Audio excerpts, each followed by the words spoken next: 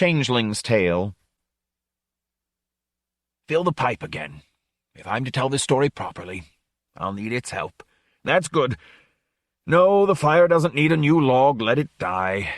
There are worse things than darkness. How the tavern creaks and groans in its sleep. 'Tis naught but the settling of its bones and stones, and yet never a wraith made so lonesome a sound. It's late, the door is bolted, and the gates to either end of the bridge are closed. The fire burns low. In all the world only you and I are awake. This is no fit tale for such young years as yours, but— Oh, don't scowl so. You'll make me laugh, and that's no fit beginning to so sad a tale as mine. All right, then. Let us pull our stools closer to the embers, and I'll tell you all. I must begin 20 years ago on a day in early summer. The ogre was dead. Our armies had returned, much shrunken, from their desperate adventures in the south, and the survivors were once again plying their trades. The land was at peace at last, and trade was good. The tavern was often full. The elves began crossing Long Bridge at dawn. I was awakened by the sound of their wagons, the wheels rumbling, the silver bells singing from atop the high poles where they had been set to catch the wind. All in a frenzy I dressed and tumbled down from the chimney loft and out the door. The wagons were painted with bright sigils and sinuous overlapping runes, potent with magic I could neither decipher nor hope to understand. The white oxen that pulled them spoke gently in their own language, one to the other. Music floated over the march, drums and cymbals mingling with the mournful call of the long curling horn named Serpentine. But the elves themselves, tall and proud, were silent behind their white masks. One warrior turned to look at me as he passed, his eyes cold and unfriendly as a spear-point. I shivered, and the warrior was gone. But I had known him. I was sure of it. His name was— A hand clasped my shoulder. It was my uncle. A stirring sight, innit? Those are the very last, the final elven tribe. When they are passed over Long Bridge, there will be none of their kind left anywhere south of the Awen. He spoke with an awful alien sadness. In all the years Black Gabe had been my master, and being newborn when my father had marched away to the defeat of Blackwater, I had known no other. I had never seen him in such a mood before. Thinking back, I see that it was at that instant I first realized, in a way so sure I could feel it in my gut, that he would someday die and be forgotten. And after him, me. Then, though I was content simply to stand motionless with the man, sharing this strangely companionable sense of loss. How can they tell each other apart? I asked, marveling at how similar were their richly decorated robes and plain unfeatured masks. A fire drake curled in the air. The morning rocket set off to mark the instant when the sun's disk cleared the horizon, and my eyes traveled up to watch it explode. When they came down again, my uncle was gone. I never saw him again. Forgive me, I was lost in thought. Black Gabe was a good master, though I didn't think so then, who didn't beat me half so often as I deserved. You want to know about my scars? There is nothing special about them. They are such markings as all the Amrita Skandayaksa have.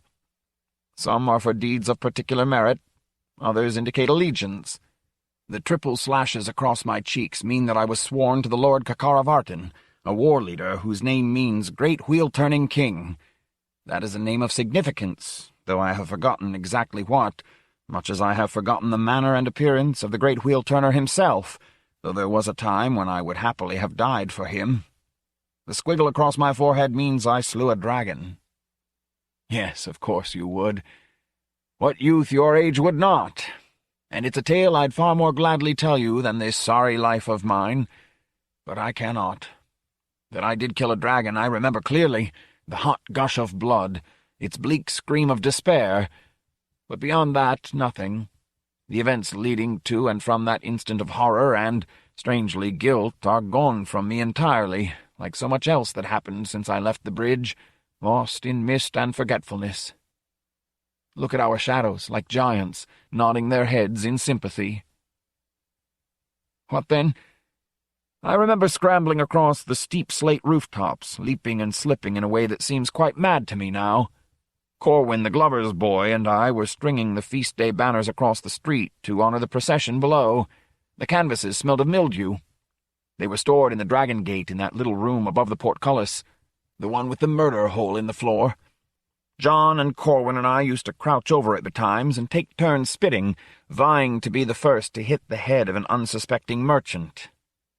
Winds gusted over the roofs, cold and invigorating. Jumping the gaps between buildings, I fancied myself to be dancing with the clouds. I crouched to lash a rope through an iron ring set into the wall just beneath the eaves. Cor had gone back to the gate room for more banners. I looked up to see if he were in place yet and realized that I could see right into Becky's garret chamber. There was nothing in the room but a pallet and a chest, a small table and a wash basin. Becky stood with her back to the window, brushing her hair. I was put in mind of those stories we boys told each other of wanton women similarly observed, who, somehow sensing their audience, would put on a lewd show, using first their fingers and then their hairbrushes. We had none of us ever encountered such sirens, but our faith in them was boundless. Somewhere, we knew, were women depraved enough to mate with apes, donkeys, mountain trolls, and possibly even the likes of us. Becky, of course, did nothing of the sort. She stood in a chaste woolen nightgown, head raised slightly, stroking her long coppery tresses in time to the faint elven music that rose from the street. A slant of sunlight touched her hair and struck fire. All this in an instant. Then Cor came bounding over her roof, making a clatter like 10 goats. He shifted the bundle of banners neath one arm and extended the other. "Ho, Will," he bellowed, "stop daydreaming and toss me that rope end." Becky whirled and saw me gawking. With a most unloving shriek of outrage, she slammed the shutters. All the way back to the tavern my mind was filled with thoughts of Becky and her hairbrush. As I entered, my littlest cousin, Thistle, danced past me, chanting "Elves, elves, elves," spinning and twirling, as if she need never stop. She loved elves and old stories with talking animals and all things bright and magical. They tell me she died of the whitepox not 6 years later. But in my mind's eye she still laughs and spins, evergreen, immortal. The common room was empty of boarders, and the table planks had been taken down. Aunt Kate, Dolly, and my eldest sister Eleanor were cleaning up. Kate swept the breakfast trash toward the trap. "It comes of keeping bad company," she said grimly. "That Corwin Glover and his merry band of rowdies. Ale does not brew overnight. He's been building toward this outrage for a long time." I froze in the doorway vestibule, sure that Becky's people had reported my tompeepery. And how could I protest my innocence? I'd have done as much and worse long ago had I known such was possible. A breeze leapt into the room when Eleanor opened the trap, ruffling her hair and making the dust dance. "They gather by the smokehouse every se'night to drink themselves sick and plot mischief," Dolly observed. "May Chandler's Anne saw one atop the wall there, making water into the river not 3 nights ago." "Oh, fie!" The trash went tumbling toward the river, and Eleanor slammed the trap. Some involuntary motion on my part alerted them to my presence then. They turned and confronted me. A strange delusion came over me then, and I imagined that these 3 gossips were part of a single mechanism, a twittering machine going through predetermined motions, as if an unseen hand turned a crank that made them sweep and clean and talk. "Carl Whitesmith's boy has broken his indenture," I thought. "Carl Whitesmith's boy has broken his indenture," Dolly said. "He's run off to sea." "He's run off to sea," Kate added accusingly. "What?" I felt my mouth move, heard the words come out independent of me. "John, you mean, not John." "How many prentices does Carl have? Of course, John."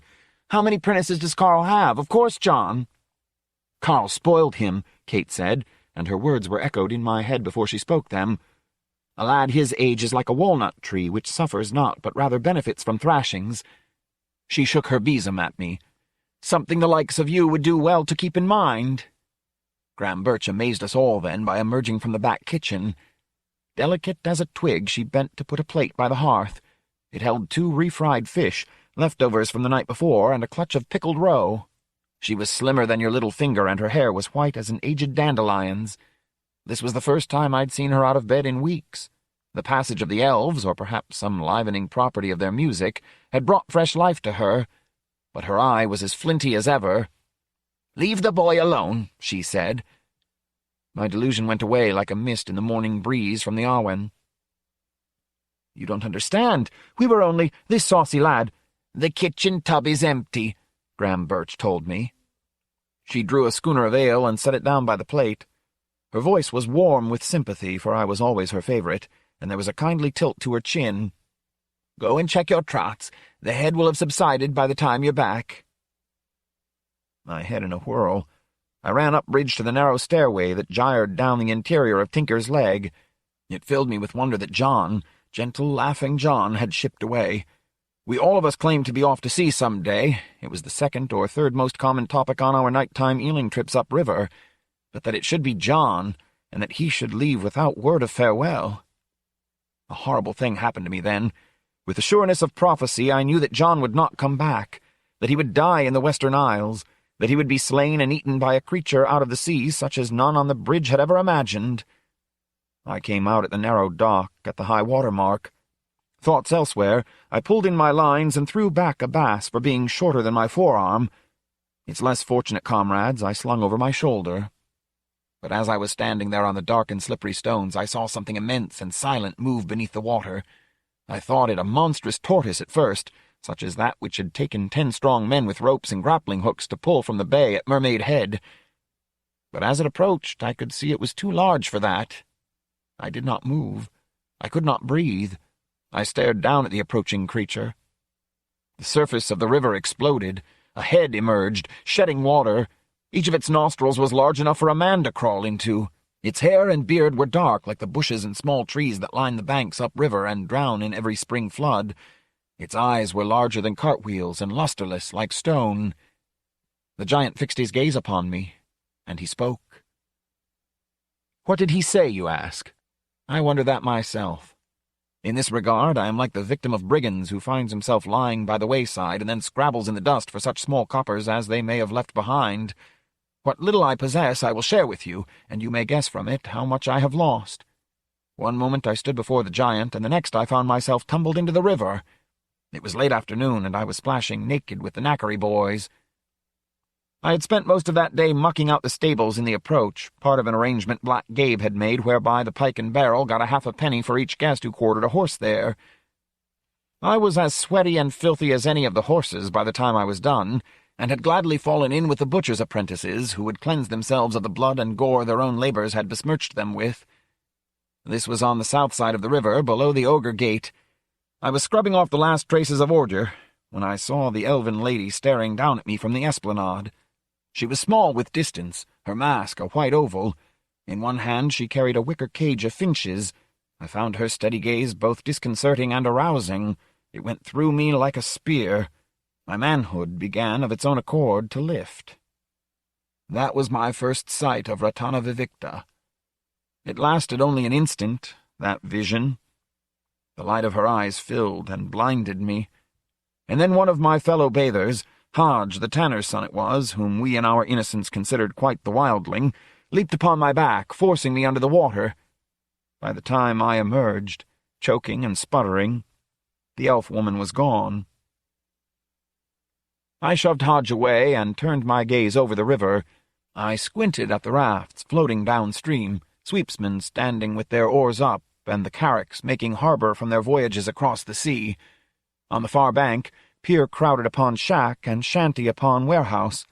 Stone buildings rose up behind, rank after rank fading blue into the distance, with here and there a spire or tower rising up from the general rock. Long snake-like necks burst from the water, 2 river lizards fighting over a salmon. A strange elation filled me then, and I laughed with joy at the sight. At sunset, the elf host was still crossing the bridge. Their numbers were that great. All through the night they marched, lighting their way with lanterns carried on poles. I sat in the high window of a room we had not let that evening, watching their procession, as changing, unchanging as the Awen itself. They were going to the mountains of the uttermost north, people said, through lands no living man had seen. I sat yearning, yearning after them, until my heart could take no more. Heavily I started down the stairs to bed. To my astonishment, the common room was filled with elves. A little wicker cage hung from a ceiling hook. In it were 5 yellow finches. I looked down from it to the eyes of a white-masked woman. She crooked a finger beckoningly, then touched the bench to her left. I sat beside her. An elven lord whose manner and voice are gone from me, a pillar of shadow, J.R.R. himself, stood by the fireplace with one fingertip lazily tracing the shells and coiled serpents embedded in the stone. "I remember," he said in a dreamy voice, "when there was no ford across the Awenasamaga, and these stones were part of great Asura, the city of the giants." "But how could you—" I blurted. Masked faces turned to look at me. I bit my tongue in embarrassment. "I was here when this bridge was built," the speaker continued unheedingly. "To expiate their sins, the last of the giants were compelled to dismantle their capital and with its stones build to the benefit of men. They were a noble race once, and I have paused here on our quest for Parakasaya, because I would see them once more." Dolly swept in, yawning, with a platter of raw salmon and another holding a stacked pyramid of 10 mugs of ale. "Who's to pay?" she asked. Then, seeing me, she frowned. "Will, you have chores in the morning. Ought not you be abed?" Reddening, I said, "I'm old enough to bide my own judgment." An elf proffered a gold coin, which, had it been silver, would have paid for the service 10 times over, and asked, "Is this enough?" Dolly smiled and nodded. Starting to my feet, I said, "I'll wake the coin merchant and break change for you," ignoring the exasperation that swept aside my sister's look of avaricious innocence. But the elf woman at my side stilled me with a touch. "Stay. The coin is not important, and there is much I would have you learn." As the coin touched Dolly's hand, she changed, for the merest instant, growing old and fat. I gawked, and then she was herself again. With a flip of her skirts, she disappeared with the coin so completely I was not to see her for another 20 years. One of the elves turned to the wall, lifting her mask for a quick sip of ale, restoring it with nothing exposed. The finch-bearer brought out a leather wallet and opened it, revealing dried herbs within. Someone took a long-stemmed clay tavern pipe from the fireplace rack and gave her it. As Ratanavavicta filled the bowl, she said, "This is Margakasaya, which in your language means the path to extinction. It is rare beyond your knowing, for it grows nowhere in the world, now that we have given up our gardens in the south. Chewed, it is a mild soporific. Worked into a balm, it can heal minor wounds.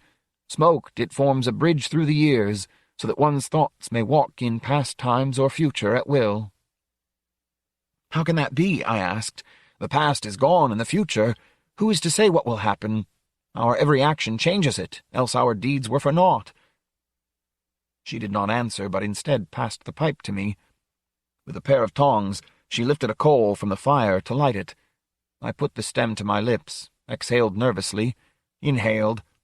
I drew the smoke deep into my lungs, and a whirring and buzzing sensation rose up from my chest to fill my head, first blinding me and then opening my eyes. It was night, and J.R.R.'s raiders were crying out in anger and despair, for the enemy had stolen a march on us, and we were caught by the edge of the marshes, lightly armed and afoot.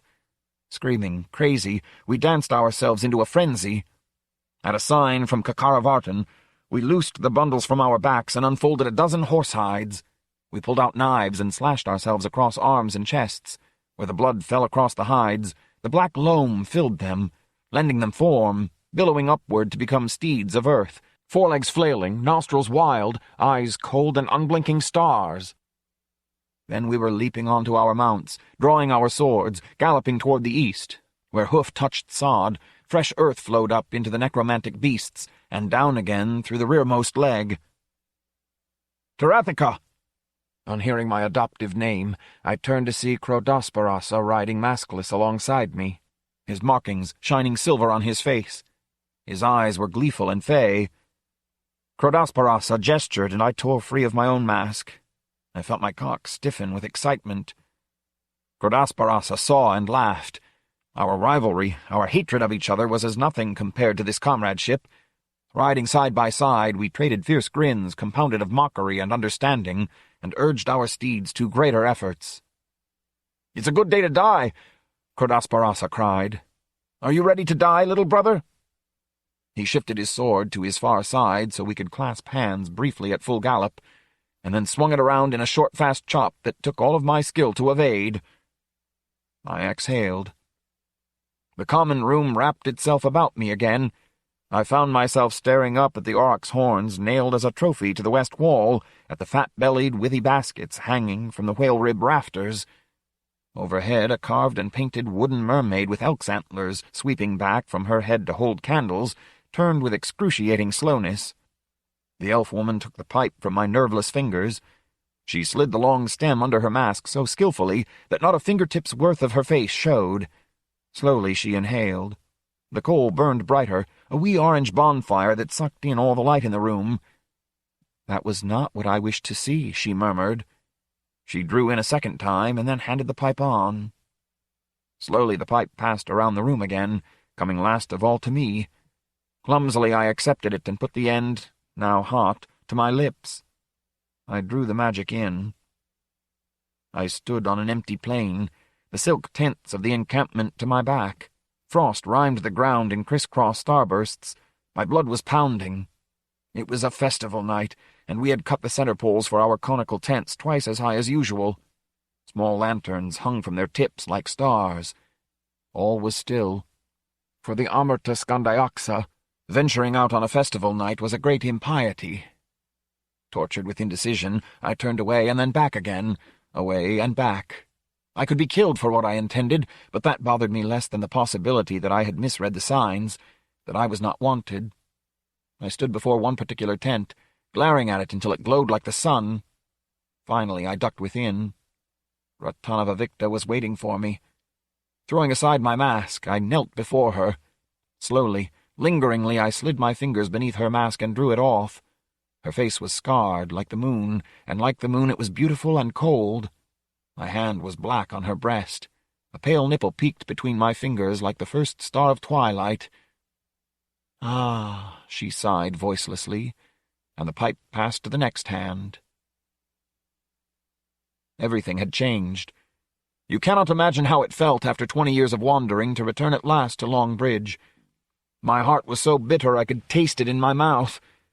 2 decades of my life were gone, turned to nothing. My memory of those years was but mists and phantoms, stolen away by those I had trusted most. The Dragon Gate was smaller than I remembered it being, and nowhere near so grand.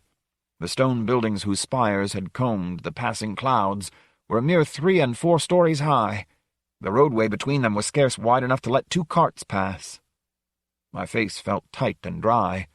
I slid a finger under my mask to scratch at the scar tissue where it touched one corner of my mouth. Even the air smelled different. The smoky haze of my boyhood, oak and cedar from the chimneys of the rich, driftwood and dried dung from the roof-holes of the poor, was changed utterly, compounded now of charcoal and quarry-dug coal, with always a sharp tang of sulphur pinching at the nose. Wondrous odors still spilled from the cook-shop where old Hal Baldpate was always ready with a scowl and a sugar bun, but the peppery admixture of hams curing next door was missing, and the smoke-house itself converted to a lens-grinder's shop. The narrow gap between the 2 buildings remained, though. Do you young ones still call it the gullet? And through it rose a light breeze from the Awen. I halted and leaned on my spear. It was exactly here, one long-ago evening, that Becky had showed me her freckled breasts, and then fleered at me for being shocked. Here John and I would kneel to divvy up the eggs we'd stolen from the coats of Bankside, which, being off the bridge, was considered fair game by all good river brats. I see you smiling. Here I crouched in ambush for a weaver's prentice, whose name and face and sin are gone from me now, though that folly cost me a broken arm and all of Becky's hard-won sympathy. Somebody bumped into me, cursed, and was gone before I could turn and crave pardon. I squeezed into the gullet so others could pass, and stared out over the sun-dazzled river. Down the Awen, a pyroscaph struggled toward the bay, smoke billowing from its stack, paddles flashing in unison, as if it were a water beetle enchanted beyond natural size. The merchanters entering and leaving the harbor were larger than I remembered, and the cut of their sails was unfamiliar. Along the banks the city's chimneys had multiplied, pillaring smoke into the darkened heavens. It was a changed world, and one that held no place for such as me. The ghosts of my youth thronged so thickly about me then that I could not distinguish past from present, memory from desire. It was as if I had turned away for an instant, and on turning back discovered myself 2 decades older. Fill the bowl again. One last time I would hear the dawn music of my youth, the sound of lodgers clumping sleepily down the stairs, the clink and rattle of plates and pewter in the kitchen. The quick step of Eleanor returning from the cook shop with her arms full of fresh-smelling bread, the background grumbles of Black Gabe standing just out of sight, finding fault with my work. What a cruel contrast to this morning. When I turned away from the Arwen, the bridge was thick with scurrying city folk, shopkeepers, and craftsmen in fussy lace-trimmed clothes. The air was full of the clicking of their heels. Men and women alike, their faces were set and grim. For an instant my spirit quailed at the thought of rejoining human company. I had spent too many years in the company of owls and wolves, alone in the solitudes of the north, to be comfortable here. But I squared my shoulders and went on. The old pike and barrel stood where it has always stood, midway down the bridge. From a distance it seemed unbearably small and insignificant, though every stone and timber of it was burned forever into my heart. The tavern placard swung lazily on its rod.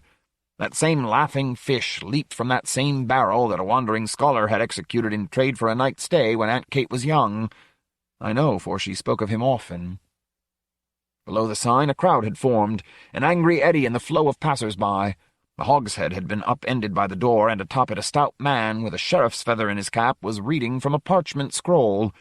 By him stood a scarecrow underling with a handbell, and behind him a dozen bravos with oaken staves, all in a row. It was an eviction. Kate was there, crying with rage and miraculously unchanged.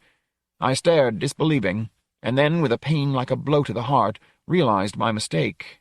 This worn, heavy woman must be my sister Dolly, turned horribly, horribly old. The sight of her made me want to turn away. The painted pike mocked me with its silent laughter, but I mastered my unease and bulled my way through the crowd. Without meaning to, I caused a sensation. Murmuring, the bystanders made way. The sheriff stopped reading.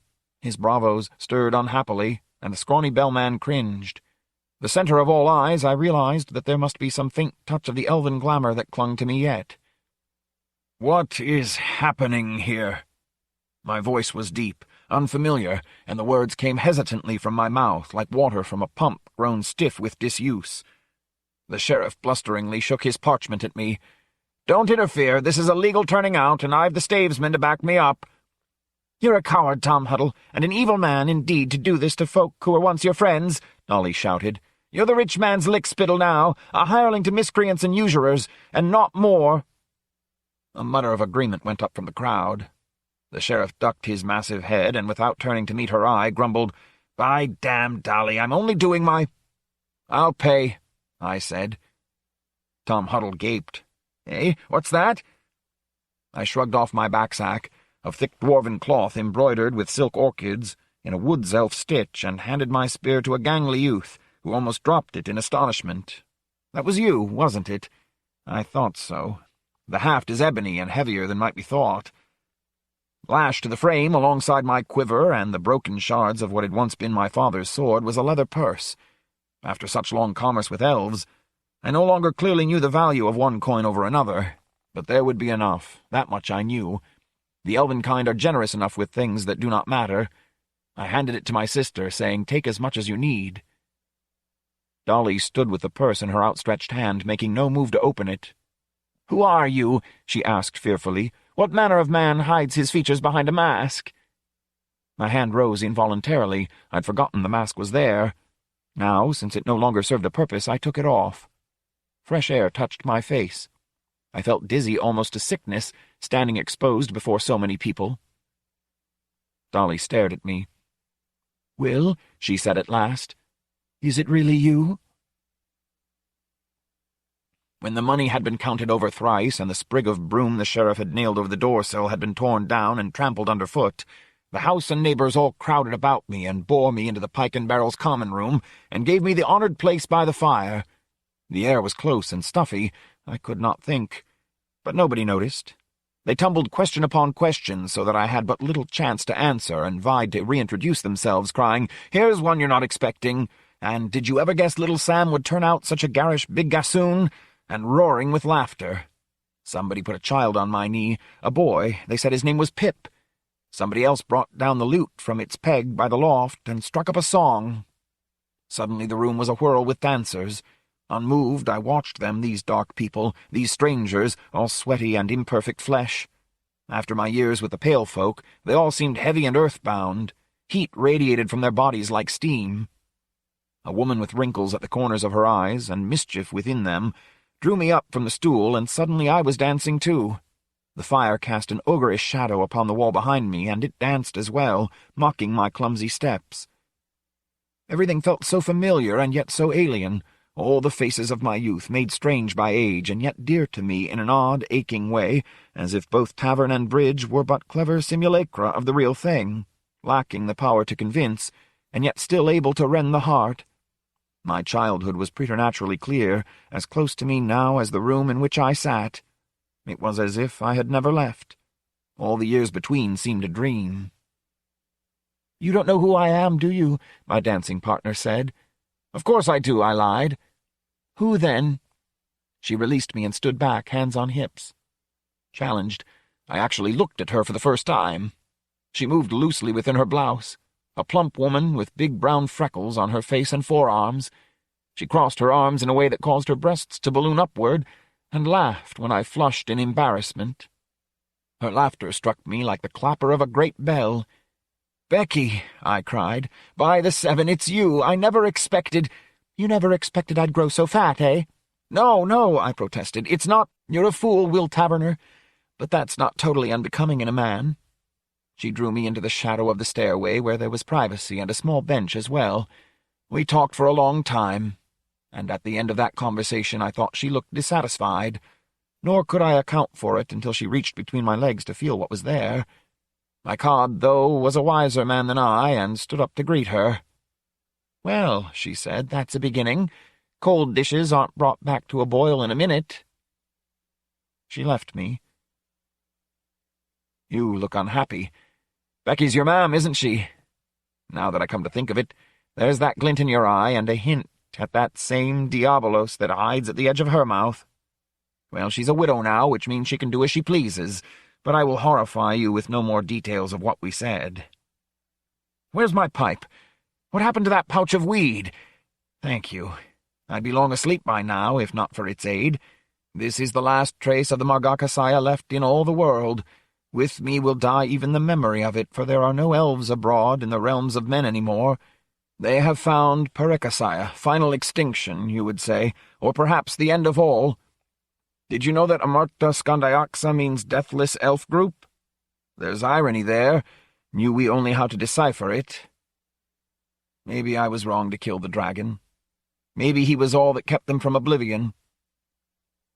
When we had all shared Kakaravartin's vision of great Asura, and of the giants at labor, their faces stolid and accepting of both their guilt and their punishment, and spoken with Bora Mohana Garahant, their king, it was almost dawn. Kakaravartin passed around the pipe one more time. "I see that you are determined to come with us," he said to me, "and that is your decision to make. But first you should know the consequences." Ratana the Victor's mask tilted in a way that I would later learn indicated displeasure, but Kakaravartin drew in deeply and passed the pipe around again. I was trembling when it came to me. The mouthpiece was slick with elf spit. I put it between my lips. I inhaled. At first I thought nothing had happened. The common room was exactly as before, the fire dying low in the hearth, the elf-maid slowly quartering out the air as ever she had done. Then I looked around me. The elves were gone. I was alone, save for one slim youth of about my own age, whom I did not recognize. That youth was you. Do I frighten you? I frighten myself far more, for I have reached that moment when I see all with doubled sight and apprehend with divided heart. Pray such possession never seizes you. This, now, is what I was shown all these many years ago, and this is the only chance I will ever have to voice my anger and regret to that younger self, who I know will not listen. How could he? A raggedy taverner's boy with small prospects and a head stuffed full of half-shaped ambitions. What could I say to make him understand how much he is giving up? By rights, you should have been my child. There's the bitter nub of the thing, that Becky, who had all but pledged her heart to me, had her get by someone else. A good man, perhaps. They say half the bridge turned out to launch his fireboat when he was taken by the dropsy, but not me. I have lost more than years. I have lost the life I was meant to have, children on my knee, and a good wife growing old and fat with me as we sank into our dotage, someone to carry my memory a few paces beyond the emptiness of the grave, and grandchildren to see sights I will not. These were my birthright, and I have them not. In his callowness and ignorance my younger self has undone me. I can see him even now, running madly after the elves, as he will in the shadowy hour before dawn, heart pounding with fear that he will not catch up, lungs agonized with effort, furious to be a hero, to see strange lands, to know the love of a lady of the Amurta. They are fickle and cruel, are the elves. Ratanavavicta snatched me from my life on a whim, as casually as she might pick up a bright pebble from the roadside. She cast me aside as easily as she would a gemstone of which she had wearied. There is no faith in her kind. Ah, it is a dreadful night. The winds prowl the rooftops like cats, bringing in the winter. There'll be frost by morning, and no mistake. Is the story over, you ask? Have you not been listening? There is no story. Or else it all, your life and mine and Crotosparasa's alike, is one story, and that story always ending and never coming to a conclusion. But my telling ends now, with my younger self starting from his dream of age and defeat, and finding himself abandoned, the sole mortal awake on all the bridge, with the last of the elf horde gone into the sleeping streets of the city beyond the Dragon Gate. He will leap to his feet and snatch up his father's sword from its place over the hearth, there where my spear hangs now. He will grab a blanket for a cloak, and a handful of jerked meat to eat along the road, and nothing more, so great will be his dread of being left behind. I would not stop him if I could. Run, lad, run! What do you care what becomes of me? 20 years of glory lie at your feet. The dream is already fading from your head. You feel the breeze from the river as you burst out the door. Your heart sings. The moment is past. I have been left behind. Only now can I admit this. Through all this telling, I have been haunted by a ghost, and the name of that ghost was Hope. So long as I had not passed beyond that ancient vision, there was yet the chance that I was not my older self at all, but he who was destined to shake off his doubts and leap out that door. In the innermost reaches of my head, I was still young. The dragon was not slain, the road untravelled, the elves alive, the adventures ahead, the magic not yet passed out of the world. And now, well, I'm home.